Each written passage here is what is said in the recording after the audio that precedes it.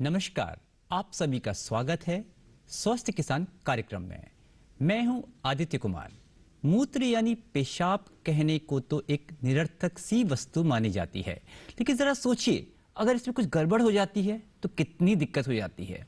हल्की सी जलन, छोटा सा इन्फेक्शन या फिर कुछ देर का बंद इंसान को किस कदर से हमें बेचैन कर देता है। स्वस्थ किसान में आज हम पेशाब की समस्याओं पे ही चर्चा करने वाले हैं। हमारा विषय रहेगा मूत्र संबंधी विकार एवं उनका निदान। अगर आप इस बारे में कुछ पूछना चाहते हैं, समाधान चाहते हैं, तो निसंकोच अभी हमें इसी समय फोन कर सकते हैं। हमारे टोल फ्री नंबर है 1800113060 और 1800113061। इस फोन पे आपका कोई भी पैसा नहीं लगना है। आज के विषय पे बात करने के लिए हमारे बीच तीन मेहमान, तीन एक्सपर्ट्स मौजूद हैं। हमारे पहले एक्सपर्ट हैं डॉक्टर अमलेश सेठ, जो एम्स के यूरोलॉजी डिपार्टमेंट के अध्यक्ष हैं। डॉक्टर साहब, बहुत बहुत स्वागत है आपका। हमारे दूसरे एक्सपर्ट हैं डॉक्टर मनोज कुमार, ये एम्स के यूरोलॉजी डिपार्टमेंट में एसोसिएट प्रोफेसर है। आपका भी वेलकम है डॉक्टर साहब। हमारे तीसरे एक्सपर्ट हैं एम्स के associate professor doctor Sanjay Kumar, आपका भी वेलकम है डॉक्टर साहब। हमारी चौथी मेहमान हैं केंद्रीय स्वास्थ्य योजना कार्यक्रम की यानी CGHS की वरिष्ठ चिकित्सा अधिकारी डॉक्टर अनीता गांगुली। मैडम, आपका भी बहुत बहुत स्वागत है। बातचीत की शुरुआत करें। आइए उससे पहले देखते हैं एक विशेष रिपोर्ट।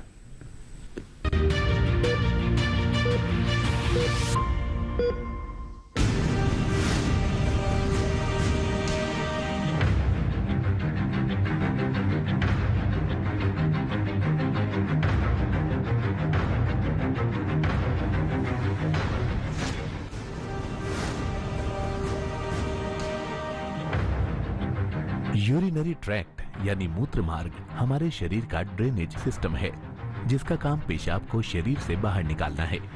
पेशाब दरअसल पानी और अपशिष्ट का मिश्रण है।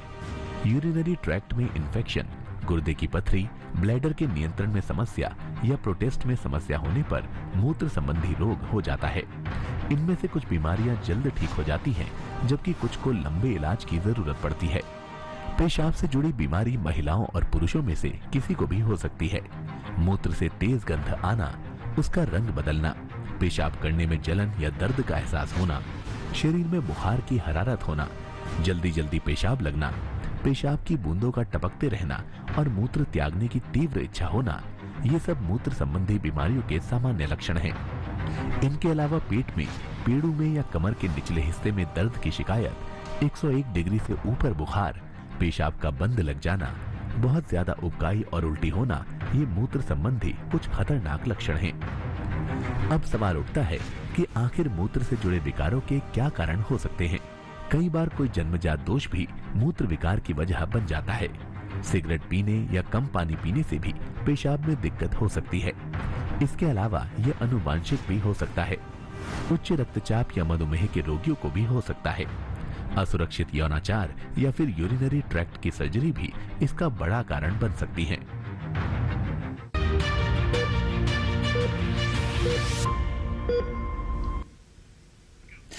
तो अभी आपने देखी एक बेहद ज्ञानवर्धक रिपोर्ट। डॉक्टर सेठ, मैं आपका रुख करना चाहूंगा। डॉक्टर साहब, अगर हम किसी भी अस्पताल के यूरोलॉजी डिपार्टमेंट में जाएं डॉक्टर साहब, बेहद भीड़ दिखाई देती है वहां पे, और इस कदर भीड़ दिखाई देती है कि लोग घबरा जाते हैं उस भीड़ को देख के।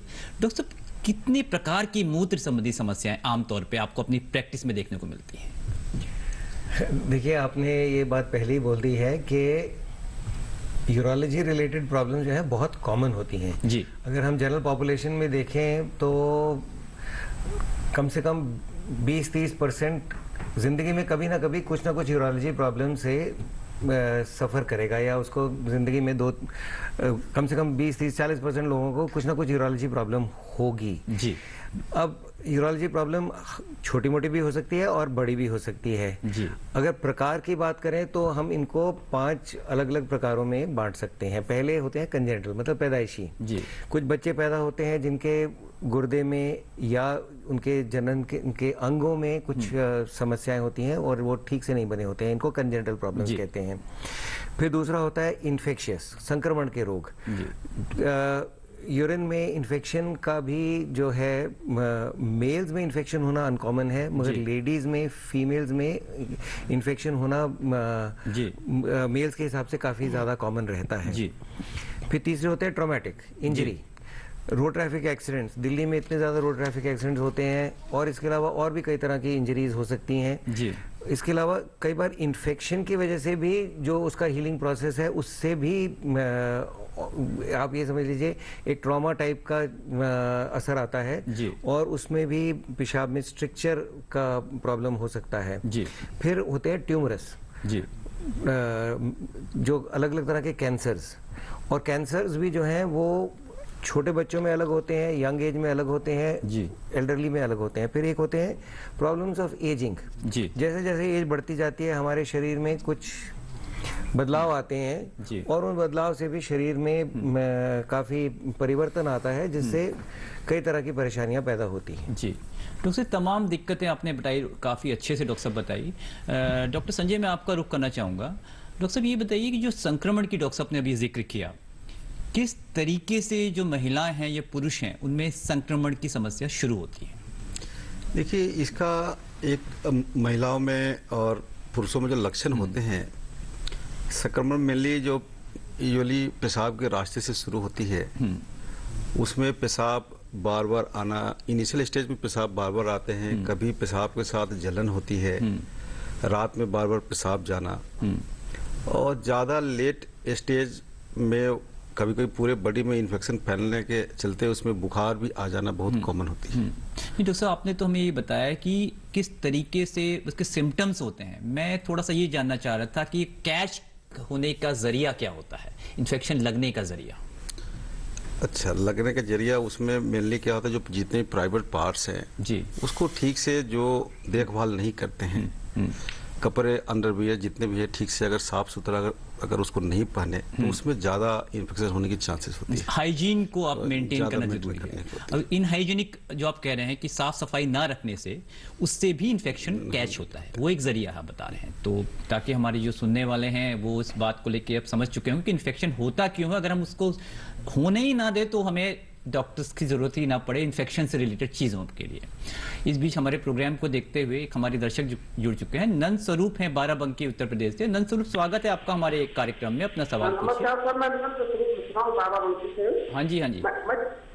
नंबर एक बात मैं ये जानना चाहता जो पेशाब करने का तरीका होता है, लोग खड़े होकर के पेशाब करते हैं, बैठ करके करते हैं, तो कौन सा तरीका अच्छा है? दूसरी चीज, कुछ लोग सफर करते हैं जहाँ पर पेशाब की व्यवस्था नहीं, तो वो पेशाब कितनी देर तक रोकने के बाद वो कर सकते हैं, वरना उनको नुकसान हो सकता है। तीसरी चीज, कभी कभी देखिए नंद स्वरूप जी, मैं आपसे रिक्वेस्ट करूंगा कि आप थोड़ा धीमे धीमे एक तो बताएं, क्योंकि हमको पूरी बात समझ में नहीं आ रही है। और मैं डॉक्टर सेठ को ही रिक्वेस्ट करूंगा, डॉक्टर साहब इन्हीं के सवाल। नंद किशोर जी, एक तो बैठ करके, एक तो खड़े होकर के, तो कौन सा तरीका अच्छा है? और दूसरी चीज, कभी कभी सफर में आदमी फंस जाता है, पेशाब बैठती है, तो उसको कितनी देर के बाद पेशाब कर देना चाहिए, वरना उसको नुकसान पहुंच सकती है। तीसरी चीज, कभी कभी आदमी होता है वो सपना देखता है तो बिस्तर गिला कर देता है, तो ये कोई बीमारी है कि कोई और उसकी वजह है? ठीक है, आप लाइन पे बने रहिए। डॉक्टर साहब, हो सकता है आपसे कोई सवाल पूछें। जी डॉक्टर साहब। हाँ जी नंद किशोर जी, आपकी आवाज़ पूरी साफ नहीं थी, मगर फिर भी मैं सवाल आपके समझ गया हूँ। मैं आपको बताता हूँ। पहला सवाल आपका ये था कि पेशाब खड़े होकर करना चाहिए या बैठ के करना चाहिए। देखिए, सबसे ज़रूरी बात यह है कि पेशाब करते समय एक रिलैक्सेशन या उसको रास्ते को ढीला छोड़ना चाहिए। उसमें बैठने या खड़े होने से फ़र्क नहीं पड़ता है, क्योंकि ऐसा नहीं होना चाहिए कि एक तरफ से शरीर आपका पेशाब को बाहर निकालने की कोशिश कर रहा है और आप उसको पेशाब को रोक रहे हैं। जब ऐसा होता है तब उसमें जो है पेशाब शरीर के अंदर नुकसान पहुंचा सकता है। तो जिस तरीके से अगर आप बैठ के रिलैक्स करके पेशाब कर सकते हैं तो आप बैठ के पेशाब कीजिए, और अगर खड़े होकर रिलैक्स करके पेशाब कर सकते हैं तो खड़े होकर पेशाब कीजिए। आमतौर पे सभी लोग जानते हैं कि लेडीज आमतौर पे बैठ के पेशाब करती हैं, और आदमी लोग खड़े होकर भी पेशाब करते हैं और बैठ के भी पेशाब करते हैं। ऐसा नहीं है, आमतौर पे शहरों में ये देखा गया है, लोग ज्यादा खड़े होकर पेशाब करते हैं और गाँव में ज्यादा लोग बैठ के पेशाब करते हैं। दोनों तरीके सही हैं। ये कहना कि ये सही है या ये गलत है। दूसरी बात आपने बोली जो कि रात में कभी कभी अंडरवियर गीला हो जाता है। अब ये गीला होना, देखिए, अलग अलग चीज़ है। यंग लोगों में कई बार क्या होता है, जिसको कई आम तौर की भाषा में स्वप्न दोष कहा जाता है, वो वीर्य का निकल जाना होता है। वीर्य का निकलना यंग लोगों में कोई बीमारी वाली बात नहीं होती है, ये एक नेचुरल प्रोसेस है। शरीर में वीर्य बनता है, अगर शरीर से वीर्य नहीं निकलता है तो वहाँ जमा होके स्वप्न के साथ जो है निकल जाता है। और दूसरी बात, पेशाब की वजह से गीला होना, जो एल्डरली में होता है पेशाब का लीक हो जाना, वो तो बीमारी की बात है। अगर उसमें फिर पूरी जांच करके पता करना पड़ता है कि पेशाब लीक क्यों हो रहा है, कपड़े क्यों गीले हो रहे हैं, और उस हिसाब से उसका इलाज होना जरूरी होता है। बिल्कुल डॉक्टर साहब, आप डॉक्टर अनंत स्वरूप जी, आपको डॉक्टर साहब ने अच्छे से बता दिया है, आप समझ गए होंगे कि किस तरीके से जो गीले होने की समस्या को भी आपने दोनों लहजे से डॉक्टर साहब ने आपको बता दिया। मैं डॉक्टर मनोज आपका रुख करना चाहूँगा। डॉक्टर साहब, अभी डॉक्टर साहब ने बताया जो लीक होने की समस्या है, ये बड़ी आम समस्या है अगर देखें घरों में, बुजुर्गों में, तो इसके पीछे थोड़ा सा अगर आप और उसको क्लियर करें तो। अगर आप सिर्फ बुजुर्गों की बात करेंगे तो लीक इंडिकेट करता है कि जो ब्लैडर है पूरा फिल हो गया, उसके बाद लीक कर रहा है। इसको हम अपने टर्मिनोलॉजी में बोलते हैं ओवरफ्लो इनकॉन्टिनेंस। तो ये चीज खराब है। इनकॉन्टिनेंस इसको बोलते हैं। हाँ, इसको बोलते हैं ओवरफ्लो इनकॉन्टिनेंस। और एक होता है जो सर्जरी के बाद लीक होता है, उसको बोलते हैं स्ट्रेस इनकॉन्टिनेंस। जैसे किसी पेशेंट ने प्रोस्टेट की सर्जरी कराई, उसके बाद पेशाब लीक कर रहा है, तो कुछ टाइम के लिए लीक करता है, बट धीरे धीरे वो रिकवर हो जाता है, वो स्ट्रेस इनकॉन्टिनेंस है। लेकिन ये वाली जो चीज है ओवरफ्लो इनकॉन्टिनेंस, ये डेंजरस है। डेंजरस इसलिए है क्योंकि इसमें पेशाब भर जाता है और मरीज को पता नहीं होता, और जब वो पूरा भर जाता है फिर लीक करता है। उससे क्या होता है, जो प्रेशर्स है वो किडनी में रिफ्लेक्ट होते हैं, और जिसकी वजह से किडनी में हाइड्रोनेफ्रोसिस और धीरे धीरे किडनी का क्रेटिनिन बढ़ना शुरू हो जाता है। तो ये पेशेंट के लिए खराब चीज है। तो जब भी ऐसा कोई सिम्टम आए तो अपने डॉक्टर से सलाह ले और उसको डायग्नोसिस करे। बिल्कुल डॉक्टर साहब, तो आपने यही बताया। अगर एल्डरली की बात करें तो जो मोस्ट कॉमन है वो प्रोस्टेट है। प्रोस्टेट इनलार्जमेंट की तरफ आपका इशारा है डॉक्टर साहब? बिल्कुल। अच्छा, एक हमारे दर्शक और जुड़ चुके हैं, फूल सिंह जी हैं, बहुत बहुत स्वागत है आपका हमारे कार्यक्रम में, अपना सवाल पूछिए। हाँ फूल सिंह जी, नमस्कार, आप मध्य प्रदेश से बोल रहे हैं? हाँ सर, मैं बोल रहा हूँ आगर मालवा, मध्य प्रदेश आगर मालवा से बोल रहा हूँ। हाँ जी, हाँ जी, अपना सवाल पूछिए। नमस्कार। हमारा सवाल ये है कि बार बार पथरी की शिकायत होती है। अच्छा। और पेट में दर्द होता है, पेशाब रुकता है। अच्छा, ठीक है डॉक्टर सेठ, मैं आप ही को। हाँ, तो इनके लिए क्या करना पड़ेगा डॉक्टर? कहाँ से दवाई? ठीक है डॉक्टर साहब, आपसे हो सकता है कोई सवाल भी पूछा, आप लाइन पे बने रहिए डॉक्टर साहब। हाँ, बार बार पथरी होना एक ये बीमारी है, और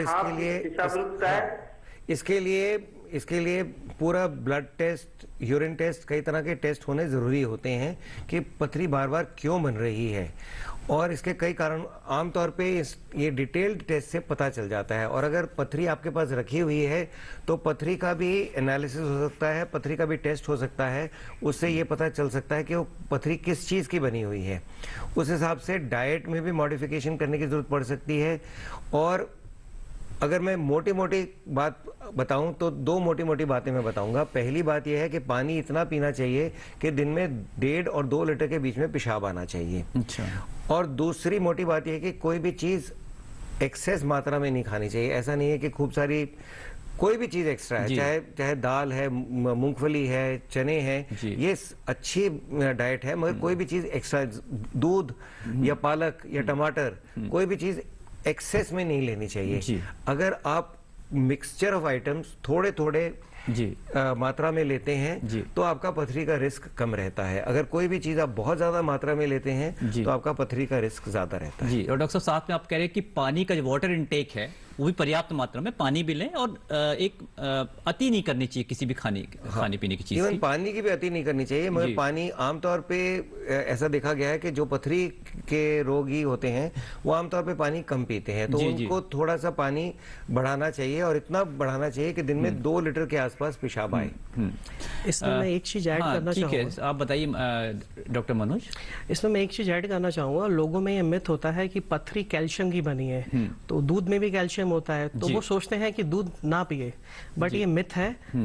पेशेंट को एटलीस्ट दिन में 1 गिलास दूध पीना चाहिए, क्योंकि होता क्या है, बॉडी में ऑक्सलेट कैल्शियम के साथ मिलकर स्टोन्स कम बनते हैं, तो एटलीस्ट 1 गिलास दूध दिन में रोज पीना चाहिए, जिससे पथरी दोबारा ना बने। बिल्कुल डॉक्टर साहब, यहाँ पे एक सवाल ये भी उठता है कि कई लोग का जो कैल्शियम लेवल है, अगर उनको डॉक्टर ने बोला है कि आपको, जैसे एल्डरली लेडीज होती हैं, वृद्ध महिलाएं होती हैं, उनको कैल्शियम लेना ही लेना है, तो वो अगर लेते रहें तो क्या कैल्शियम की मात्रा जो रेंज है उससे अगर बढ़ जाए तो कोई नुकसान होने का खतरा रहता तो है? वो आप ब्लड टेस्ट से आप चेक कर सकते हैं। अगर अच्छा। हाइपर कैल्सीमिया है जिसकी वजह से हाइपर कैल्सियूरिया हो रहा है, मतलब यूरिन में कैल्शियम ज्यादा एक्सक्रीट हो रहा है, तभी रुकना है। अदरवाइज अगर वो नॉर्मल रेंज में है तो सप्लीमेंट लेने में कोई प्रॉब्लम नहीं है। बीच में जांच कराते रहे। एल्डरली एज में ऑस्टियोपोरोसिस के भी चांस होते हैं। बिल्कुल, मेरा इशारा ऑस्टियोपोरोसिस के मरीजों की तरफ ही था, क्योंकि उनको तो लेना ही है डॉक्टर साहब। बिल्कुल। अगर नहीं लेंगे तो उनको फिर हड्डियों के टूटने की संभावना बनी रहती तो है। ऐसे पेशेंट्स में कैल्शियम इनटेक जरूरी है। जरूरी है। डॉक्टर अनीता, आपका रुख करना चाहेंगे। मैडम ये बताइए, आप एक होम्योपैथ हैं,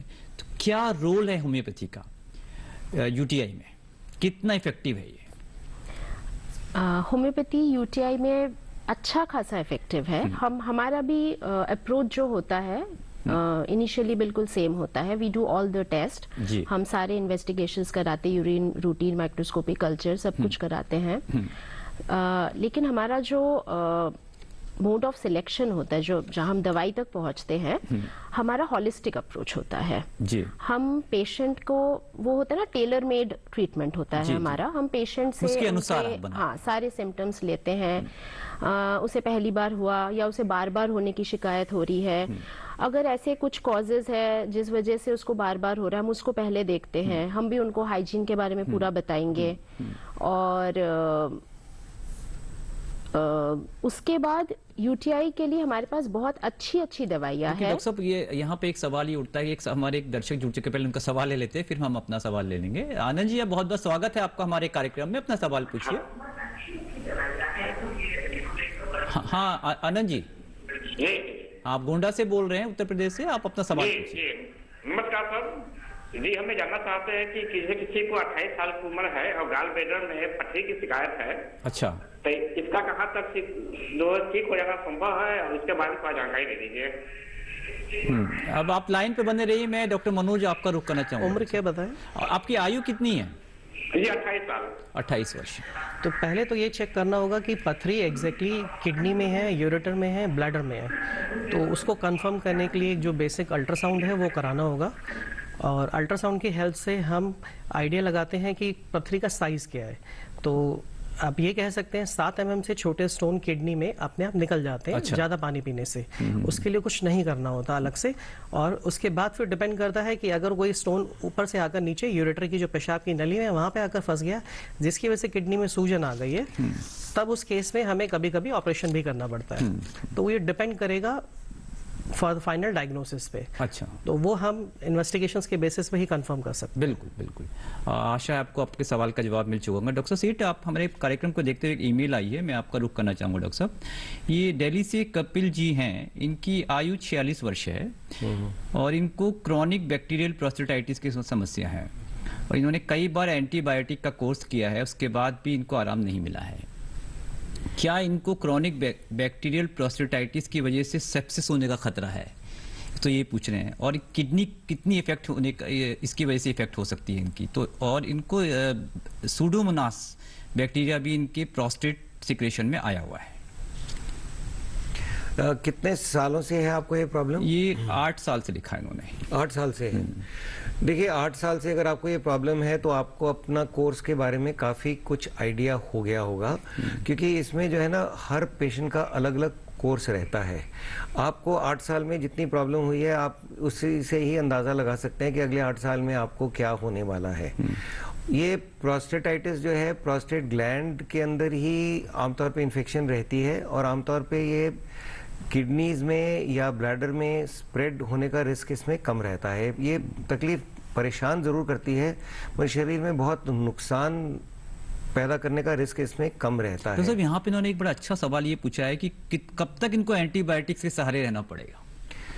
ये तो देखिए इनको डॉक्टर को कंसल्ट करना पड़ेगा, एग्जैक्टली इनका कोर्स क्या रहा है, कितनी बार इन्फेक्शन हुई है, कितनी सीवियरिटी है, और एंटीबायोटिक के अलावा और क्या ट्रीटमेंट इनको लेना पड़ेगा। ये सब जो है ना एक जनरल रूल के हिसाब से इस प्रश्न का जवाब नहीं दिया जा सकता जी। और बाकी मैं इनको सिर्फ इतना रीएश्योर करना चाहूँगा कि अगर 8 साल में आपको बहुत ज़्यादा दिक्कत नहीं हुई है जी। और 8 साल आपने ये बीमारी के साथ ठीक से ही निकाले हैं, बहुत ज़्यादा बिना बहुत तकलीफ के बिना निकाले हैं, जी। तो आप को कोई घबराने की बात नहीं है। आप सोच सकते हैं अगले 8 साल, 16 साल, 24 साल में कितनी प्रॉब्लम होगी। जी बिल्कुल डॉक्टर साहब, बहुत अच्छे से आपने बताया। सेप्सिस का उन्होंने पूछा डॉक्टर साहब, उसका खतरा तो नहीं रहता है इसमें कुछ? देखिए, मैं ऐसा प्रिज्यूम कर रहा हूँ कि पिछले 8 साल में ऐसा कोई मेजर सेप्सिस नहीं हुआ है, और शायद आपको कई बार एंटीबायोटिक जरूर लेने की जरूरत पड़ी है, और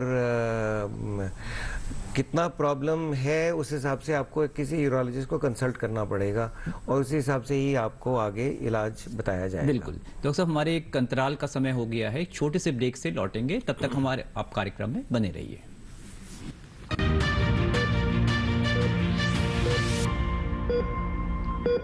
डॉक्टर दादू, ये प्रीमियम क्या होता है? बेटा प्रीमियम मतलब समझ लो पेट्रोल। जब तक कार में पेट्रोल है तब तक कार चलेगी, पेट्रोल खत्म कार स्टॉप।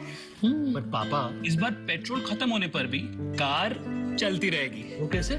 LIC के जीवन लाभ में प्रीमियम पेमेंट हो जाए स्टॉप, पर पॉलिसी के फायदे चलते रहते हैं। मतलब अब लाइफ की गाड़ी चलेगी नॉन स्टॉप। LIC हर पल आपके साथ।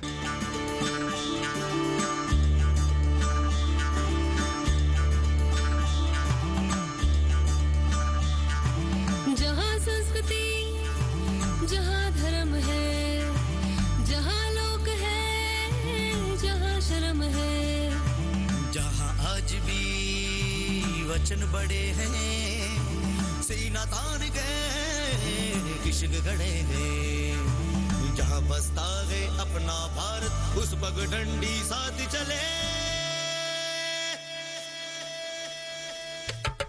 चलो गाँव चले, चलो गाँव चले, चलो गाँव चले, चलो गाँव चले,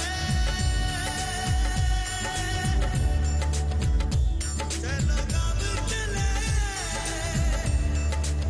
गाँव चले, चलो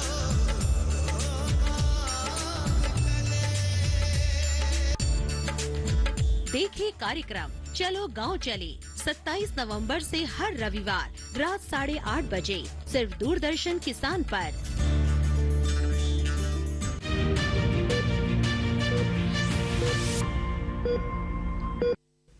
ब्रेक के बाद आप सभी का स्वागत है। मैं डॉक्टर अनीता आपका रुख करना चाहूंगा। मैंने डॉक्टर साहब का तो उसमें रिएक्शन ले लिया, आपका क्या व्यू है इस तरह के केसेस में? क्योंकि एंटीबायोटिक्स का कॉन्स्टिपेशन की समस्या उन्होंने लिखा हो जाती है, तो होम्योपैथी का क्या इसमें है?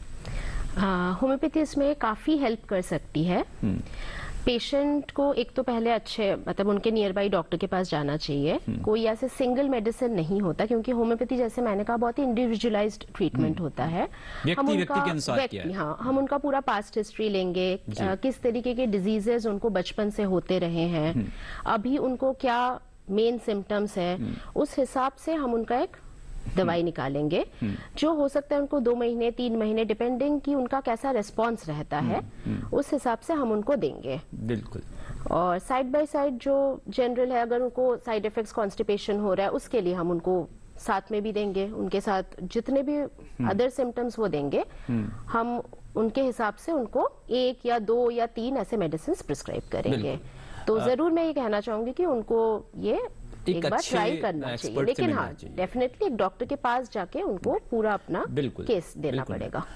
डॉक्टर संजय, मैं आपका रुख करना चाहूंगा। अगर हम स्ट्रेस इनकॉन्टिनेंस की बात करें, तो स्ट्रेस इनकॉन्टिनेंस कहते किसे हैं डॉक्टर साहब? देखिए, एक्चुअली पहले तो जान ले कि इनकॉन्टिनेंस डॉक्टर मनोज ने बताया कि मेनली 3 टाइप्स के होते हैं। एक होते हैं स्ट्रेस इनकॉन्टिनेंस, एक होता है ओवरफ्लो इनकॉन्टिनेंस, एक होता है आपको अर्ज इनकॉन्टिनेंस, और एक वैरायटी होती है जिसमें तीनों का मिक्स होता है।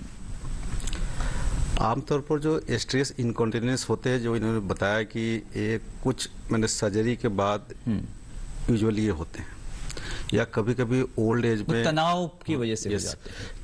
नहीं जी डॉक्टर सेठ, आपसे तनाव नहीं, एक्चुअली ओल्ड एज में कभी कभी होते हैं कि जो एस्फिंक्टर होता है, अच्छा, वो थोड़ा सा इसमें लूज एंड लैक्स हो जाते हैं। अच्छा। डॉक्टर साहब, अगर आप भी उसमें कुछ नहीं, स्ट्रेस की वजह से नहीं होता, मेंटल स्ट्रेस की वजह से नहीं होता। स्ट्रेस इनकॉन्टिनेंस का मतलब ये है जैसे खांसी हुई जी डॉक्टर साहब, या कोई भारी सामान उठा लिया, या जोर से हंस पड़े, जी डॉक्टर साहब, और थोड़ा सा मतलब पेट में थोड़ा सा स्ट्रेस हुआ, प्रेशर बढ़ा और वो यूरिन दबाव उसको एक तरह से कह सकते हैं डॉक्टर साहब। एक दबाव की वजह से खांसी कॉमनेस जो है, खांसी करने पे जो पेशाब छूट जाता है उसको स्ट्रेस इनकॉन्टिनेंस कहते हैं। और ये स्ट्रेस इनकॉन्टिनेंस जो है ये एल्डरली लेडीज में काफी कॉमन प्रॉब्लम है, स्पेशली जिनके कई बच्चे हुए होते हैं, स्पेशली जो नॉर्मल डिलीवरी जिनकी हुई होती है, क्योंकि नॉर्मल डिलीवरी के टाइम पूरा वो जनन अंग का जो है काफी स्ट्रेच होता है और वो खिंचाव होता है यंग एज में। तो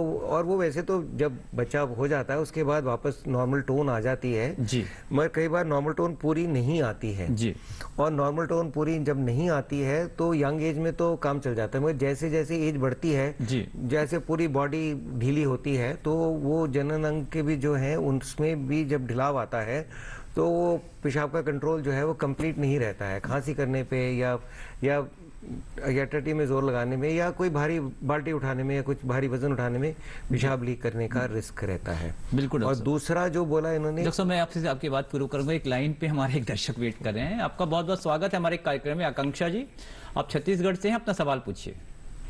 हेलो सर, आप सभी को नमस्ते। हाँ मैडम नमस्कार जी। जो ये यूरोलॉजिस्ट डॉक्टर्स हैं सर, हम उनसे पूछना चाह रहे हैं जी। सर हमारी उम्र 35 साल है सर, 35 जी। सर हमको पार्शियल पीयूजे ऑब्स्ट्रक्शन बताया। जी ठीक है, मैं रिक्वेस्ट करूंगा डॉक्टर संजय अगर आप इनके सवाल का जवाब दें। देखिए, पहले तो पार्शियल पीयूजे है, आपका सिम्टम क्या है वो उसके ऊपर डिपेंड करता है, इसको ट्रीटमेंट करनी चाहिए या न करनी चाहिए। आपको दिक्कत क्या होती है बताएंगे आप? ये लाइन का हमारा संपर्क टूट चुका है, लेकिन आप फिर भी जनरल अगर इन्फॉर्मेशन दे दें। देखिए एक्चुअली क्या है, पीयूजे क्या होता है, जब भी किडनी में पेशाब बनते हैं जी तो वो यूरेटर के थ्रू ब्लैडर में आकर जमा होता है और टाइम टू टाइम वो पेशाब करके बाहर लोग निकालते हैं। पीयूजे उसको बोलते हैं जहाँ पे किडनी और यूरेटर का जंक्शन है जी, वो एक्चुअली पेल्विक यूरेटिक जंक्शन है, वहाँ पे कोई ऑब्स्ट्रक्शन हो उसको बोलते हैं पेल्विक जंक्शन ऑब्स्ट्रक्शन जी। ठीक है, पेल्विक यूरेटिक जंक्शन ऑब्स्ट्रक्शन। अच्छा, तो उसमें रुकावट यूजुअली कंजेनाइटल जो पार्ट होता है वो ठीक से काम किसी किसी में नहीं करते। अगर इनका पार्शियल है तो कुछ शायद टेस्ट हुआ होगा जिसमें यूजुअली उसको यूरोडायनेमिक स्टडी बोलते हैं। तो उस केस में अगर पेशेंट ज्यादा सिम्टोमेटिक नहीं है और किडनी फंक्शन ठीक है तो उसको आइडियली ऑब्जर्व करते हैं। अच्छा, अगर ड्यूरिंग द ऑब्जर्वेशन अगर किडनी फंक्शन डिटोरिएट होते हैं तब उसमें सर्जरी की जरूरत होती है। अच्छा ठीक है डॉक्टर साहब, ये आपने बड़े अच्छे से बताया। आकांक्षा जी को अपने सवाल का जवाब मिल चुका होगा। मैं डॉक्टर मनोज आपका रुख करना चाहूँगा। डॉक्टर साहब, ये जो किडनी की प्रॉब्लम्स होती है आमतौर पे, क्योंकि किडनी की जो स्टोन्स होते हैं उनकी वजह क्या होती है डॉक्टर साहब? अभी डॉक्टर साहब ने हमें बताया, फिर भी अगर आप थोड़ा और उसको हमें बताएं टिप्स कि किस तरीके से हम मैनेज कर सकते हैं अपने किडनी स्टोन्स की प्रॉब्लम को। किडनी स्टोन जैसे आपने कहा कि बहुत ही कॉमन कॉज है, स्पेशली ये समर सीजन में। जैसे समर सीजन में क्या होता है कि हम पानी कम लेते हैं, पसीना ज़्यादा होता है तो पानी की मात्रा कम हो जाती है शरीर में, जिसकी वजह से जो स्टोन्स के क्रिस्टल्स है वो प्रेसिपिटेट कर जाते हैं। तो जो किडनी स्टोन है, मतलब इसके आप थ्योरी वाइज बात करेंगे तो जो यूरिन है वो सुपर सैचुरेटेड हो जाता है, जिसकी वजह से क्रिस्टल प्रेसिपिटेट करते हैं और वो आपस में जुड़कर स्टोन का फॉर्म ले लेते हैं। तो अगर पेशेंट ध्यान ना दे और इस तरीके से रहे कि पानी कम लेता रहे तो वो स्टोन बढ़ जाए, साइज बढ़ता है और वो कभी कभी किडनी को ब्लॉक कर देता है। तो इसलिए जैसे सर ने, डॉक्टर सेठ ने बताया, पानी का इंटेक सबसे ज्यादा जरूरी है। एटलीस्ट की 2 से 2.5 लीटर उसको पेशाब आए। तो अगर आप बात करें तो समर में एटलीस्ट 3 से 4 लीटर पानी पीना चाहिए। विंटर में थोड़ा सा कम कर सकते हैं कि आप 2.5 लीटर या 3 लीटर ले सकते हैं। डॉक्टर साहब, तो पानी का इंटेक सबसे इंपॉर्टेंट है। और मॉडरेशन में डॉक्टर साहब ने बताया था कि चीजें जो हैं वो हर चीज बहुत ज्यादा अति नहीं करनी है। एग्जैक्टली। एक ईमेल भी आई है डॉक्टर साहब, ये डॉक्टर बिमला हैं मुंबई से। इनकी आयु लगभग 75 वर्ष है। इनको हर 45 मिनट में यूरिन पास करने के लिए जाना पड़ता है। एल्डरली लेडी हैं, वृद्ध महिला हैं, और इनका यूरिन रूटीन और यूरिन कल्चर नॉर्मल है। तो इनकी समस्या का क्या इलाज है ये जानना चाह रही हैं, और ये मैं होम्योपैथी का भी रुख उसमें जानना चाहूंगा। पहले मैं आपसे जानना चाहूंगा। इसको हम बोलते हैं अर्ज इनकॉन्टिनेंस। जी। अर्जेंसी प्लस अर्ज इनकॉन्टिनेंस की मतलब यूरिन आता है लेकिन ब्लैडर इतना सेंसिटिव है कि वो होल्ड करने के लिए पेशेंट को एकदम से जाना पड़ता है, तो हमें उसमें बाकी चीजें रूल आउट करनी पड़ती है। जैसे 75 ईयर्स है तो वो यूजुअली पोस्ट मीनोपॉजल होता है, उसमें हार्मोन्स इम्बैलेंस की वजह से कभी कभी जो यूरेथ्रा की ओपनिंग होती है वो नैरो हो जाती है, जिसकी वजह से मेटल स्टेनोसिस जिसको बोलते हैं, इससे यूरिन का फ्लो भी कम आता है बट पेशेंट को पता नहीं होता। तो इसको हमें पहले रूल आउट करना होता है यूरोफ्लो के माध्यम से, और अगर है तो उसको डायलिटेशन करना होता है। तो अगर आपने उसका जो कॉज है उसको ट्रीट कर दिया तो ये अर्जेंसी वाली प्रॉब्लम अपने आप सेटल हो जाती है। बट कभी कभी कुछ केसेस में अगर ब्लैडर सेंसिटिव है और जो यूरेथ्रा है पेटेंट है तो हमें कुछ ड्रग्स यूज करने पड़ते हैं, और पेशेंट को कुछ हम एक्सरसाइज वगैरह भी सिखाते हैं। यूरोफ्लो टेस्ट आपने बताया, हाँ जी, इनका करवाना पड़ेगा, उससे आप पता लगा सकते हैं। यूरोफ्लो टेस्ट से हमें आइडिया होता है कि जो पेशाब की मात्रा है पेशेंट को कितना टाइम लग रहा है, कितना टाइम लग रहा है। नॉर्मल उसको पेशाब आराम से with in a limited period of time करना चाहिए। अगर आप उसका कर्व देखेंगे तो बेल शेप कर्व आता है। तो यूरोफ्लो एक मतलब इट्स लाइक एन ईसीजी, जैसे कार्डियोलॉजिस्ट के पास ईसीजी होता है, ये हमारे पास यूरोलॉजिस्ट के पास इट्स अ यूरोफ्लो। उससे आपको डायग्नोसिस बनाने में मदद मिलती होंगी। डॉक्टर साहब, डॉक्टर सेठ आपका रुक करना चाहेंगे। डॉक्टर साहब, आकांक्षा जी फिर से लाइन पे आ गई हैं। आकांक्षा जी, आप क्या सवाल पूछना चाह रही हैं? आप डॉक्टर सेठ आपको सुन रहे हैं। Hello hello. हाँ आकांक्षा जी, आप अपना सवाल, हाँ जी आप अपना सवाल पूछिए। सर हमारी एज 35 साल है। हाँ जी सर, हमको पार्शियल पीयूजी ऑब्स्ट्रक्शन है। ठीक है। सर पहले हमने DTPA स्कैन करवाया था तो उसमें 43% ड्रेनेज था जी। आफ्टर IV लैसिस सर रिपीट करवाने से अभी इसमें टोटल GFR 75 ml पर मिनट आया है। उसमें से राइट का GFR सर 31 ml पर मिनट है। ठीक है। तो सर ये पहले और अभी में कितना अंतर है? इसमें सर्जरी की आवश्यकता है कि और हमें और क्या एहतियात बरतनी चाहिए? ठीक है मैडम, आप लाइन पे बने रहिए, डॉक्टर सेठ आपके सवाल का जवाब देंगे। देखिए 31 आउट ऑफ 75 अप्रोक्सीमेटली 40% के करीब ही बैठा है, तो जितना आपका पहले था अभी भी ऑलमोस्ट उतना ही है। देखिए पीयूजी ऑब्स्ट्रक्शन जो होता है ये एक पैदाइशी बीमारी है, ये एक कंजेनिटल प्रॉब्लम है। जब से आप पैदा हुई हैं तब से आपके साथ ये है, और ये पार्शियल है। पार्शियल मतलब जब यहाँ किडनी से नीचे यूरेटर में जाता है वहाँ पे आप ये समझ लीजिए हल्की सी रुकावट है जी। अब रुकावट अगर हल्की सी होती है और उस वजह से किडनी में डैमेज नहीं होता है तो फिर कोई ऑपरेशन की आवश्यकता नहीं होती है। तो इसलिए आपका जो है केस, जो भी आपके डॉक्टर हैं वो देख रहे हैं, उन्होंने ये डिसाइड किया है कि आपका ऑब्स्ट्रक्शन बहुत सीरियस नहीं है, इसलिए आपको रेगुलर चेक पे रख रहे हैं। एकदम आप नॉर्मल भी नहीं है और एकदम सीरियस प्रॉब्लम भी नहीं है, रेगुलर चेक पे रख रहे हैं। और रेगुलर चेक में अगर आपके गुर्दे में नुकसान आएगा, क्योंकि आपकी उम्र इस समय 35 साल हो गई है और लगता है कम से कम 6 महीने का आपका ऑब्जर्वेशन पीरियड भी हो चुका है, तो ज्यादा लाइक्लीहुड ये है कि ये ज्यादा प्रॉब्लम नहीं देगा। ठीक है डॉक्टर साहब, ठीक है डॉक्टर। जैसे मैंने एक पिछले मरीज को भी बताया, अगर आपको 35 साल में आपको पता चल गया कि आपके किडनी में कितना नुकसान हुआ है, तो अगले 35 साल में कितना नुकसान होगा उसका एक अप्रोक्सीमेट आइडिया आपको लग जाएगा। बिल्कुल डॉक्टर साहब, बहुत अच्छे से आपने बताया है। मैं डॉक्टर अनीता आपका रुक करना चाहूंगा। एक आपके लिए सवाल आया है, ये राम सिंह जी हैं, इनकी आयु 89 इयर्स की है और इन्होंने 4 बार TURP से ऑपरेशन कराया है, जो इनके प्रोस्टेट या गदूत के बढ़ने का। तो इनको 4 बार ऑपरेशन की नौबत आ चुकी है, ये चाहते हैं इनको 5वीं बार नौबत ना आए। तो होम्योपैथी में इसका क्या उनको अभी क्या दिक्कत हो रही है? इनको वही है, BPH की समस्या बता रहे हैं कि गदूत का पेशाब रुक जाती है और ब्लीडिंग भी कई बार हो जाती है। गदूत का साइज जो है प्रोस्टेट का वो बढ़ चुका है। तो 4 बार करवाया फिर बार बढ़ जा रहा है, ये जानना चाहिए। अच्छा, यूरिन क्या रिटेंशन हो रहा है मतलब? हाँ, वो यही कह रहे हैं कि उनको एक तो पेशाब रुक के होती है और कई बार जाना पड़ता है और होती नहीं है, इच्छा होती है लेकिन होती नहीं है, वो ये कह रहे हैं। ये टिपिकल सिम्टम्स वो दे रहे हैं, एज उनकी बहुत ज्यादा है, साथ में उनको और भी दिक्कतें हैं, डायबिटीज? नहीं, ये नहीं, डायबिटीज नहीं है, कुछ नहीं है, केवल वो कह रहे हैं कि पेशाब इच्छा होती है लेकिन होती नहीं है। इसमें दवाइयाँ काफ़ी है, जो हम दे सकते हैं। प्रोस्टेट का साइज घट सकता है? नहीं, मुश्किल है, उसमें इस उम्र में थोड़ा मुश्किल है जी। डॉक्टर साहब आपका भी रिएक्शन लेकिन सिम्प्टोमेटिकली उनका क्वालिटी ऑफ लाइफ इंप्रूव किया जा सकता है मेडिसिन के साथ। डॉक्टर मनोज, आप शायद कुछ कहना चाह रहे हैं? हाँ, इसमें मैं ये कहना चाहता हूँ, अगर 89 में प्रोस्टेट की सर्जरी हुई है और किसी अच्छी जगह पे हुई है तो नॉर्मली पूरे लाइफ स्पैन में दोबारा कराने की जरूरत नहीं पड़ती। अच्छा, एक ही बार से काफी? बिल्कुल। अगर पेशेंट को प्रोस्टेट सर्जरी कराने के बाद भी दिक्कत आ रही है तो हमें दूसरी एंगल से देखना पड़ता है। कभी कभी जो पेशाब की थैली होती है, जिसको मसाना भी बोलते हैं, वो कमजोर हो जाती है, जिससे यूरिन बाहर एक्सपेल नहीं हो पाता, बाहर निकल नहीं पाता। तो उसको हमें ब्लैडर की कंप्यूटर से जांच कराई जाती है, जिसको यूरोडायनेमिक्स बोलते हैं, कंफर्म करने के लिए। तो मोस्ट लाइकली अगर पेशेंट को सर्जरी के बाद भी रिलीफ नहीं मिल रहा तो वो एक रीजन हो सकता है। और कभी कभी ऑपरेशन के बाद जो रास्ते में सुकड़न भी आ जाती है, तो ये दोनों चीजें रूल आउट करनी होती है और उसके अकॉर्डिंगली ट्रीटमेंट किया जाता है। डॉक्टर साहब, ये 4 बार इनको नौबत आई, आप कह रहे हैं ये गलत है, मतलब आइडियली एक ही बार में इनका सॉल्व हो जाना चाहिए था। यूजुअली जो इनको 4 बार की हिस्ट्री अभी बता रहे हैं वो एक्चुअली प्रोस्टेट की सर्जरी के मोस्ट प्रोबेबली बहुत ही अनयूजुअल है। हो सकता है कि उनको सर्जरी के बाद कुछ उससे एसोसिएटेड कॉम्प्लिकेशन हो, जैसे पेशाब के रास्ते में कुछ टाइप की सिकुड़ाहट होना, उसकी सर्जरी शायद 2 या 3 बार और एक्स्ट्रा हुई होगी। बट गर्दूद का सर्जरी 4 से 5 बार होना, ये TURP उन्होंने लिखा हुआ है। हाँ, ये आमतौर पर उनको मतलब ठीक से समझ में नहीं आई होगी ये बातें। आमतौर पर एक ही आदमी में 4 से 5 बार गर्दूद की सर्जरी नहीं होती है। ठीक है डॉक्टर साहब, वो अच्छे एक्सपर्ट से मिलने की बेहद ज़रूरत है, ये आप करना चाह रहे हैं। डॉक्टर अनीता, आप ही का रुख करना चाहेंगे। मैडम, ये बताइए कि जो आमतौर पे जो रीनल स्टोन, किडनी के स्टोन होते हैं, होम्योपैथी में क्या रोल है उसका? होम्योपैथी में अच्छा रोल है। हमें देखना पड़ता है पहले कि वो कहाँ पे सिचुएटेड है।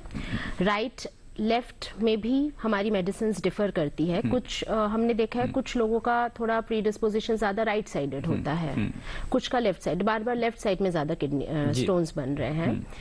तो वही होता है, हमारा अप्रोच सेम है, इंडिविजुअलाइजेशन। हम सारा सिम्टम लेंगे, कितनी बार हुआ है उसका पूरा पास्ट हिस्ट्री लेंगे, फिर हम एक दवाई पे आएंगे। साथ साथ उनका डाइट एंड रेजिमेन बहुत इंपॉर्टेंट होता है, जैसे डॉक्टर साहब ने कहा, पानी ज्यादा पीना, वो तमाम चीजें डॉक्टर सेठ ने बताया, वो तो करनी ही सारा पड़ेगी। सेम है, उसमें कोई डिफरेंस डॉक्टर नहीं है। सेठ सर, आपका रुख करना चाहेंगे। डॉक्टर साहब, पेल्विक ऑर्गन प्रोलैप्स की समस्या जो होती है, डॉक्टर साहब, इसका निदान किस प्रकार किया जाता है? देखिए, ये भी बीमारी जो है एल्डरली लेडीज की है, जैसे स्ट्रेस इनकॉन्टिनेंस भी एल्डरली लेडीज की प्रॉब्लम है, उसी तरह पेल्विक ऑर्गन प्रोलैप्स भी एल्डरली लेडीज का ही में ही होता है। और इसका कारण भी वही होता है जो मैंने पहले बताया कि अगर नॉर्मल डिलीवरी में कुछ, कई बार नॉर्मल डिलीवरी में प्रॉब्लम भी होती है। कई बार ऐसा होता है कि बेबी बड़ा होता है और पूरा मसल, पूरा रिलैक्सेशन नहीं होता, या डिलीवरी के टाइम प्रॉपर फैसिलिटी नहीं मिली और टाइम से बच्चा ठीक से नहीं निकाला गया। तो प्रिवेंशन तो यही है इसमें कि जब लेडी प्रेग्नेंट है जी, तो उस समय किसी अच्छे ऑब्स्टेट्रिशियन गायनेकोलॉजिस्ट से ट्रीटमेंट रहना चाहिए और उनके संपर्क में रहना चाहिए। हाँ, के संपर्क में रहना चाहिए। और डिलीवरी भी जो एक ऐसी जगह होनी चाहिए जहाँ फैसिलिटी हो। अच्छा डॉक्टर। हाँ, और उसकी बेबी की मॉनिटरिंग भी ठीक से हो और मदर की भी मॉनिटरिंग ठीक से हो। और अगर नॉर्मल डिलीवरी स्मूथ हो रही है तो कोई परेशानी वाली बात नहीं है। अगर नॉर्मल डिलीवरी स्मूथ नहीं हो रही है और उसमें कुछ अड़चन है तो फिर उसके लिए अलग तरीके हैं, कुछ वो सब ऑब्स्टेट्रिशियंस के पास सब तरीके हैं। सिजेरियन तो सभी लोग जानते हैं, और अगर ज्यादा अड़चन है तो उसमें सिजेरियन भी टाइम से होना चाहिए। जी डॉक्टर साहब। डॉक्टर साहब, ये स्पिंक्टर की बात आई थी। डॉक्टर, स्पिंक्टर एग्जैक्टली होते कि अगर हम आम भाषा में, आम लोगों की भाषा में इसको समझना चाहें, और क्या इसके लिए कोई निदान है, आसान तरीका? जैसे कई बार वो एक्सरसाइज वगैरह भी बताते हैं डॉक्टर्स। हाँ, स्फिंक्टर तो बेसिकली जो हमारा पेशाब रोकने का मैकेनिज्म है उसको स्फिंक्टर कहते हैं। और ये मेल्स में स्फिंक्टर अलग होता है, लेडीज में अलग होता है। और इसको स्प्रिंग किस तरह का होता है? इसका रोल क्या होता है, भूमिका क्या है? स्प्रिंग नहीं है ये, इसका स्ट्रक्चर बहुत कॉम्प्लेक्स होता है। अच्छा। इसमें वो पूरा मसल का एक प्रॉपर ओरिएंटेशन होता है और उसका कंट्रोल जो है वो वॉलंटरी भी होता है और उसमें कुछ इनवॉलंटरी कंट्रोल भी है। सो वॉलंटरी कंट्रोल तो ये है, हम अपने दिमाग से अब कि ये एनवायरनमेंट ठीक नहीं है पेशाब करने के लिए, उसको पेशाब के रास्ते को हम स्क्वीज कर सकते हैं। जी डॉक्टर साहब। और अगर देखिए, कहीं पे भी किसी भी चीज की किसी भी अंग की अगर वीकनेस होती जी है डॉक्टर साहब। तो उसको अगर एक्सरसाइज किया जाए तो वो वीकनेस कम हो जाती है। अच्छा। कोई भी अंग कमजोर है, उसकी कसरत की जाए तो वो अंग वो ठीक किया जा सकता है। उसको ठीक किया जा सकता अच्छा, है। डॉक्टर इसी तरह से जैसे अगर किसी को स्ट्रेस यूरिनरी इनकॉन्टिनेंस या खांसी करने पे पेशाब की लीक की प्रॉब्लम है, तो उसमें उस स्फिंक्टर का अगर एक्सरसाइज रेगुलरली किया जाए तो जो स्फिंक्टर पार्टली वीक है, जो हल्का कमजोर है, उसकी कमजोरी का निदान हो सकता जी, है डॉक्टर और वो वापस अपनी ताकत में आ सकता बिल्कुल। है। जो तो हमारे ब्रेक का समय हो गया है, एक छोटे से अंतराल से लौटते हैं, तब तक आप हमारे कार्यक्रम में बने रहिए।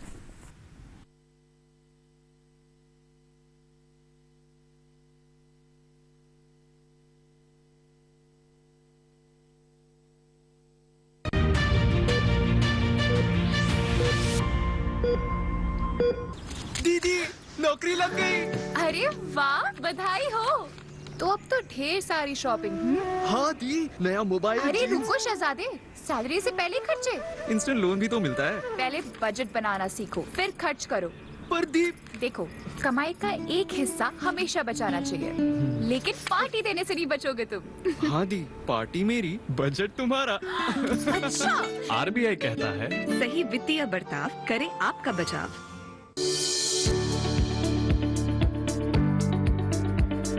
कृषि और पशुपालन है एक दूसरे के पूरक।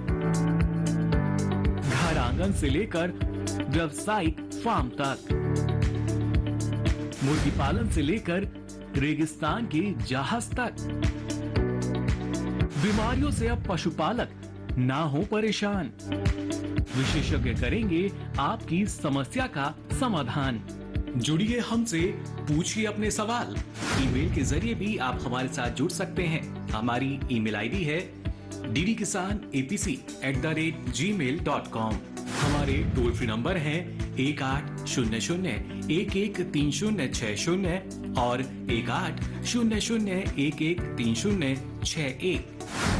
देखिए अपना पशु चिकित्सक हर रविवार शाम 6:30 बजे दूरदर्शन किसान चैनल पर।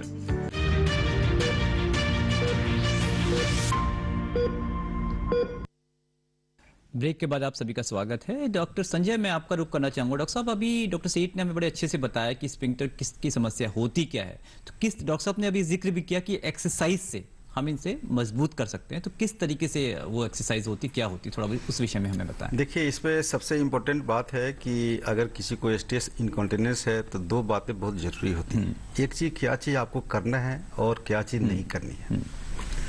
क्या चीज नहीं करना है वो बहुत ज्यादा इम्पोर्टेंट है जी। फर्स्ट उसमें कि आपको कभी भी जिस आदमी को स्ट्रेस इनकॉन्टिनेंस है उसको सीढ़ी पे बार बार आना जाना उसको कम करना चाहिए। अच्छा। या बंद करना चाहिए। दूसरी चीज कि इन लोगों को साइकिलिंग जो बहुत ही कॉमन है आपका एक्सरसाइज में भी लोग करते हैं। हाँ, उसको बंद करना चाहिए। अच्छा। बात रही एक्सरसाइज की, तो सबसे बढ़िया जो घरेलू एक्सरसाइज है जी, उसमें जिस बंदे को अगर स्ट्रेस इनकॉन्टिनेंस है जिनको, उनको बताया जाता है कि एक चेयर पे बैठकर जी, और फुटबॉल या वॉलीबॉल हो, आप दोनों यहाँ पे घुटने के बीच में उसको ले लीजिए जी, और उसको बार बार दबाइए और छोड़िए, दबाइए छोड़िए। अच्छा, ये एक बहुत अच्छा घरेलू एक्सरसाइज। बिल्कुल डॉक्टर साहब, बिल्कुल। दूसरी एक्सरसाइज है कि उनको बताया जाता है कि समतल पे जी जोर जोर से तेज से पैदल चलने के लिए। अच्छा, ये दोनों काफी आपका मतलब है एक समतल भूमि में तेज तेज चलने। यस। अच्छा, और दूसरा आपने बॉल वाला बताया, दबा के उससे एक्सरसाइज अपने आप हो जाए। इसको केगल एक्सरसाइज बोलते हैं जी। उस कीगल शब्द का, अच्छा, कीगल एक्सरसाइज है। डॉक्टर मनोज, आपका रुख करना चाहेंगे। डॉक्टर साहब, अभी हमने प्रोस्टेट, क्योंकि हर मर्द में प्रोस्टेट जो का गदूद का बढ़ना अक्सर देखा ही जाता है, किसी में जल्दी बढ़ता है, किसी में लेट में बढ़ता है। तो डॉक्टर साहब, इसमें जो प्रोस्टेट कैंसर की अगर हम बात करें, प्रोस्टेट कैंसर की वजह क्या होती है? अगर किसी को प्रोस्टेट कैंसर हो जाए तो उसके जीवन अवधि या लाइफ एक्सपेक्टेंसी क्या रहती है आमतौर पे?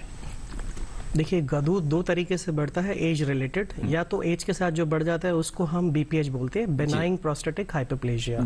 लेकिन कभी कभी किसी वजह से उसमें कैंसरस चेंजेस आ जाते हैं जिसको हम कार्सिनोमा प्रोस्टेट बोलते हैं। अच्छा। मतलब गदूद का कैंसर।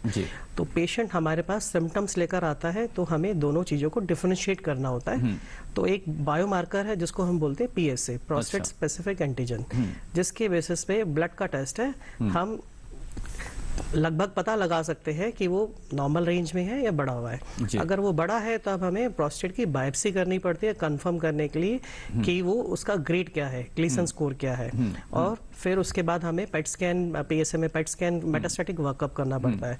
बट इंडिया में क्या दिक्कत है, हमारे पास जो है काफ़ी लोग गांव में रहते हैं तो जिनके पास हेल्थ केयर फैसिलिटीज़ इतना रीचेबल नहीं है, तो वो क्या करते हैं, हमारे पास काफ़ी लेट आते हैं। तो अगर आप बात करें तो हमारे पास जो प्रोस्टेट कैंसर की स्टेज होती है 1, 2, 3, 4, तो यूजुअली एडवांस स्टेज पे ज़्यादा प्रेजेंट करते हैं। तो डॉक्टर साहब वो अगर बस समय निकल जाए तो फिर आपके लिए भी और मरीज के लिए भी काफ़ी तकलीफ रहती होगी डॉक्टर साहब। तो नटशेल में ये है, अगर पेशेंट को कुछ भी परेशानी हो तो अपने जो near by health care facilities है वहाँ पे जाकर अच्छे डॉक्टर से परामर्श ले। अगर खुद से हम नज़र रखना चाहें तो किस तरह के सिम्टम्स में थोड़ा सा आप हमें बताएं। सिम्टम्स इस तरीके से आते हैं, इसको 2 कैटेगरी में डिवाइड कर सकते हैं, ऑब्स्ट्रक्टिव और स्टोरेज। ऑब्स्ट्रक्टिव मतलब बार बार जैसे यूरिन रुक रुक कर आएगा, टाइम लगेगा यूरिन पास करने में, मतलब हेजिटेंसी, इंटरमिटेंसी, पूरा खाली नहीं होगा पेशाब की थैली। और दूसरे सिम्टम्स बात की है स्टोरेज सिम्टम्स, मतलब बार बार जाने की शिकायत होगी, फ्रीक्वेंसी, रात में नॉक्शूरिया, बार बार उठना पड़ेगा, एकदम से जैसे पेशाब लगा दौड़ कर जाना पड़ेगा, उसको अर्जेंसी बोलते हैं। तो ये सब सिम्टम्स है जो थोड़ा सा इंडिकेट करते हैं, इनको हम लोअर ट्रैक सिम्टम्स बोलते हैं।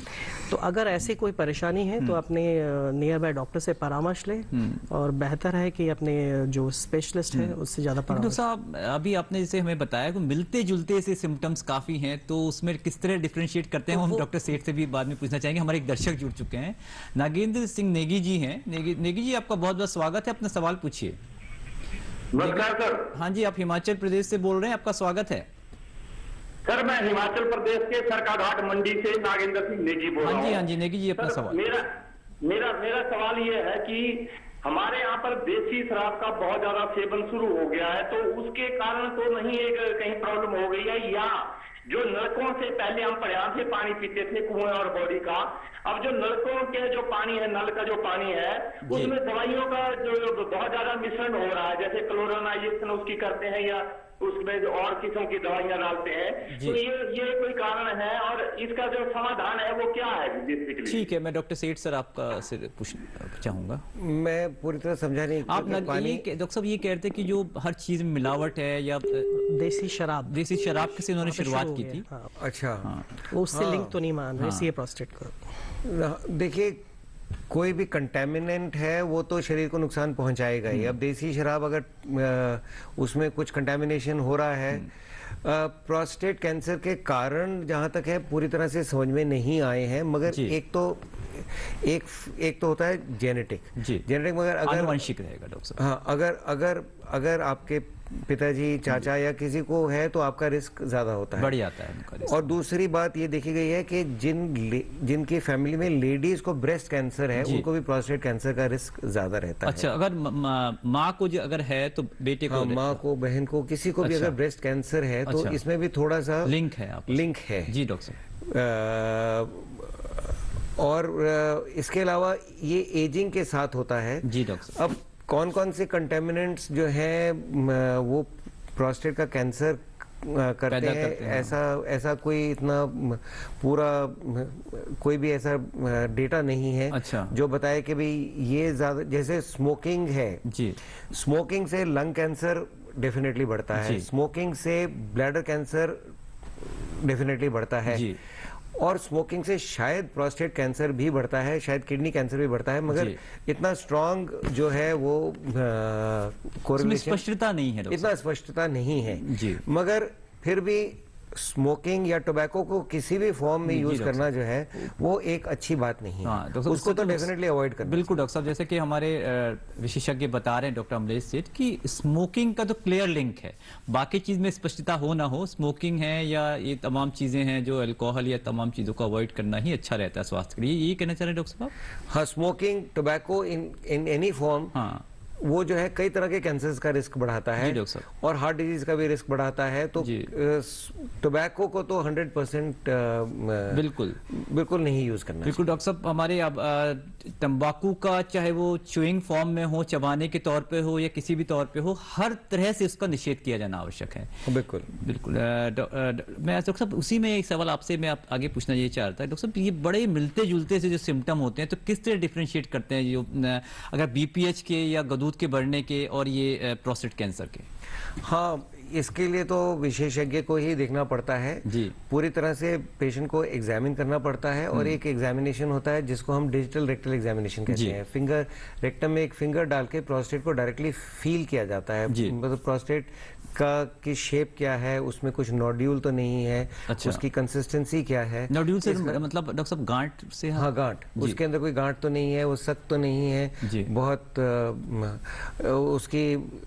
उसकी शेप कैसी है, उसका साइज कैसा है और उसकी सरफेस कैसी है, उससे काफी आइडिया होता है। और इसके अलावा जैसे अभी बताया कि एक पीएसए ब्लड टेस्ट होता है। जी डॉक्टर साहब, पीएसए ब्लड टेस्ट जो है प्रोस्टेट स्पेसिफिक एंटीजन कहते हैं, एक सिंपल ब्लड टेस्ट होता है, उससे भी आइडिया हो जाता है। अच्छा। और अगर इन दोनों में से किसी में भी शक होता है तो और कई तरह के टेस्ट होते हैं। हमारे पास इस समय कई तरह के टेस्ट हैं, मल्टीपैरामीट्रिक एमआरआई है, पीएसएमए स्कैन है और कई तरह के टेस्ट हैं जिनसे ऐसा आइडिया हो जाता है कि ये कैंसरस है या नहीं है। और उस हिसाब से अगर शक ज्यादा है तो फिर बायोप्सी करके कंफर्म किया जा सकता है कि कैंसर है या नहीं है। डॉक्टर साहब, अंत में हमारे कार्यक्रम का समय लगभग समाप्त हो चुका है। आपसे एक संदेश की शुरुआत करना चाहेंगे। क्या संदेश आप, किस तरह हम अपनी यूरोलॉजिकल हेल्थ को बनाए रख सकते हैं, मूत्र मार्ग से संबंधित जो समस्याएं हैं उनको दूर कर सकते हैं? बचाव पे हम आना चाहेंगे डॉक्टर साहब। देखिए, हेल्थ बनाना और यूरोलॉजिकल हेल्थ बनाना दोनों एक ही बात है जी, क्योंकि ये हमारे शरीर के अंग हैं। अगर हम अपने आप को स्वस्थ रखते हैं तो हमारे सभी अंग स्वस्थ रहते हैं जी। और स्वस्थ रहने के लिए व्यायाम जरूरी है जी। फल या सब्जियां, ताज़ा सब्जियां या ताज़ा फल खाना ज़रूरी है और रेगुलर एक्सरसाइज करना ज़रूरी है। साफ पानी पीना चाहिए और एडिक्वेट मात्रा में पानी पीना चाहिए जी। डॉक्टर साहब, डॉक्टर संजय, अगर आपसे हमने थोड़ी देर पहले जिक्र किया तो उसी टॉपिक में आऊँगा कि इन्फेक्शन ना हो। अगर ये इस तरह के जो बैक्टीरिया जो उनके उसमें आ जाते हैं जब वो टेस्ट कराने जाते हैं, कल्चर या रूटीन, तो क्या वो अगर साफ सफाई रखेंगे तो उससे पूरी तरीके से वो बच सकते हैं? देखिए, कोई भी यूटीआई के ट्रीटमेंट का जरूरी एक होता है प्रिवेंटिव मेजर, एक होता है प्रॉपर ट्रीटमेंट। प्रिवेंटिव मेजर में तो आपको साफ सफाई और जो भी आपके बाथरूम है ये सब ठीक से साफ सुथरा होना चाहिए।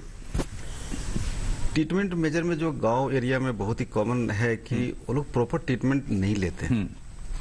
सिम्टम होने के बाद भी बहुत दिन तक वो लोग वेट करते हैं, उसके बाद लेट से डॉक्टर के पास जाते हैं, तब तक उनकी जो कंडीशन एक्यूट से क्रोनिक में चेंज हो जाते हैं।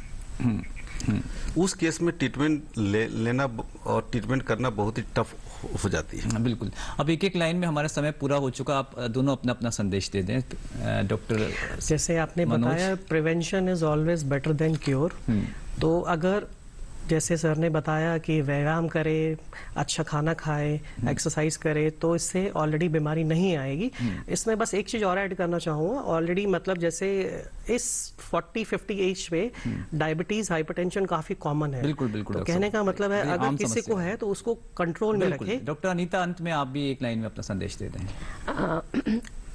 ये जो यूरोलॉजिकल प्रॉब्लम्स है इनको टैबू ना बनाए। चाहे आप गांव में रह रहे हैं, स्पेशली लेडीज है, वो थोड़ी शर्माती है, डॉक्टर के पास नहीं जाती। जब वो डॉक्टर के पास जाती है, जब प्रॉब्लम बहुत ज्यादा बढ़ चुका समय पे जाने की आवश्यकता है। समय पे जाइए, खुद अपना इलाज मत कराइए। चाहे आप होम्योपैथी ले रहे हैं, एलोपैथी ले रहे हैं, वो डॉक्टर को डिसाइड करने दीजिए कि आपको क्या जरूरी है उस टाइम। बिल्कुल। डॉक्टर साहब, हम उम्मीद करते हैं कि दर्शक आपकी दी हुई सलाह से बेहद लाभान्वित हुए होंगे। आप चारों का बहुत बहुत धन्यवाद। अगर आपको कोई सुझाव हो तो आप हमें लिख भी सकते हैं या ईमेल भी कर सकते हैं। हमारा पता है डीडी किसान, कमरा नंबर 38, केंद्रीय कार्यक्रम निर्माण केंद्र, दूरदर्शन, खेलगांव, नई दिल्ली 110049। आप में ईमेल भी कर सकते हैं। हमारा ईमेल एड्रेस है swasthkisan@gmail.com। आज के लिए बस इतना ही। अगले हफ्ते आपसे फिर मुलाकात होगी, एक नए टॉपिक है। तब तक आप स्वस्थ रहें और मंगल रहें। नमस्कार।